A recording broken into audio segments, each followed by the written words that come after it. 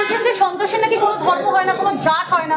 মুখ্যমন্ত্রী গেলে ওখানে বেঁচে যেতেন, মুখ্যমন্ত্রী থাকতেন ওখানে ওনার কিচ্ছু হতো না, উনি হিজাবটা পরে নিতেন আর প্রত্যেক বছর এটোরা দাঁড়িয়ে কালমা পড়েন, উনি কালমার অভ্যাস আছে। দেখা হলো কালমা পড়তে পারো কিনা, জিজ্ঞেস করা হলো ধর্ম কি, তারপর পুরুষদের প্যান্ট খুলিয়ে চেক করা হলো ইসলামিক কোনো সাইন আছে কিনা, সে আদৌ মুসলমান কিনা। অত্যন্ত নোংরাভাবে বলতে হচ্ছে আমি দুঃখিত, তারপরে এটাই হচ্ছে ফ্যাক্ট। এরপরেও যে বলে সন্ত্রাসের ধর্ম হয় না, সে জেগে ঘুমিয়ে আছে।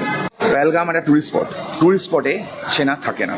কেন থাকে না? এই বিরোধী যারা লাফাচ্ছে এদের জন্যই থাকে না। এরা বারবার সুপ্রিম কোর্টে গেছে, বারবার বিভিন্ন কোর্টে গেছে যে অতিরিক্ত সেনা কেন দেওয়া হচ্ছে, সেনা সরানো হোক। তাদের কথা মতোই টুরিস্ট স্পটগুলো সেনা থাকে না, এন্ট্রি এবং এক্সিটে থাকে। যেখানে এই ঘটনাটা ঘটেছে তার এন্ট্রি পয়েন্ট প্রায় 30 মিনিট নিচে, সেই জায়গা থেকে ঘোড়া করে বা ট্রেক করে যেতে হয়। ঘোড়া করে ট্রেক করে টুরিস্টরা গেছেন, নিচে এরা ছিল। এবং এর সাথে আরও একটা জিনিস বুঝতে হবে, 370 যাওয়ার পর কাশ্মীরে ট্যুরিজম ফ্লারিশ করছিল, ওখানে ইনভেস্টমেন্ট বাড়ছিল। তো কেউ জঙ্গি হতে চায় না, বিশ্বাস করো, কেউ জঙ্গি হতে চায় না, তারা চায় কাজ